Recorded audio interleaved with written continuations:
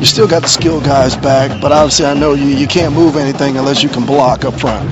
Yeah, we got just about all of our skilled guys back. We lost Troy McClary, and we seem to be pretty solid there, and have a little depth there. We graduated 3 offensive linemen and 3 defensive linemen, and we gotta find people to step up and fill their shoes.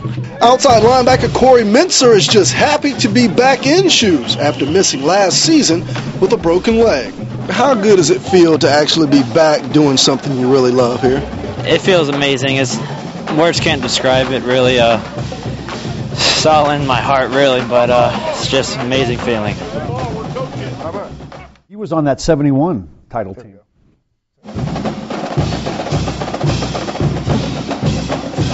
All right, welcome back to Friday Football Fever. I'm now joined by the one and only Herald-Tribune columnist, Doug Fernandes. All right, week 1 is now down. We've got some scores that kind of eye-popping here. We got 69-13 Charlotte over Northport. Manatee blew out Bayshore 45-0.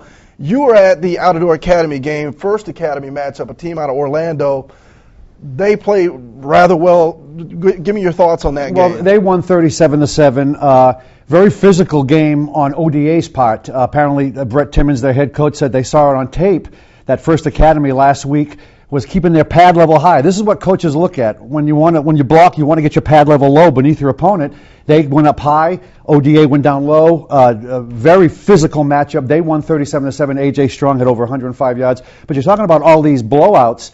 Really, the game that kind of surprised everybody was, I guess, Riverview traveling out to Arcadia, which is not a pleasant trip for high school kids. They came back, scored 10 points in the fourth quarter, won 24-21. Big upset by John Sprague's Rams out there. Now, you look at the matchup like Sarasota Booker, I know it's so important to kind of get that first one down to kind of set the tone. But you look at this matchup, it's now Booker's beaten them 6 out of the last 7 times dating back to 2003 with tonight's 41-20 victory.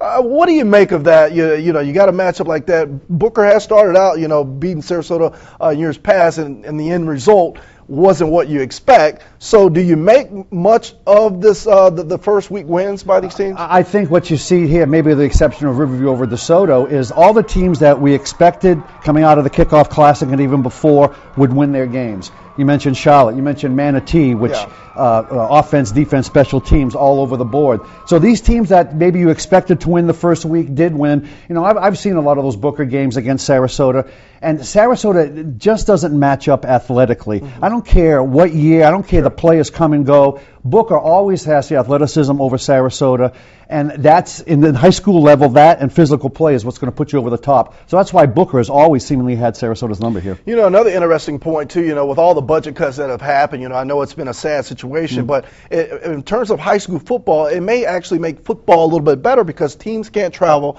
that far, and then you got to schedule teams now in our little neck of the woods, so to speak.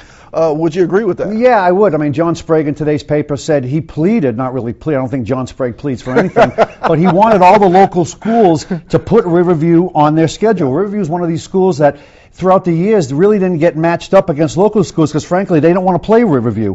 But now with gas and the recession, all these schools are playing each other. Tonight was Riverview's longest trip of the year out to Arcadia, which is only 35, 40 miles. So I think this might foster some better competition. You're not going to have Riverview going down and playing a team in Fort Lauderdale you've never heard of. All these schools are going to be playing each other. The tape's going to be available. Sure. So hopefully there's going to be more competitive play, even though a lot of these week 1 scores don't indicate that. All right.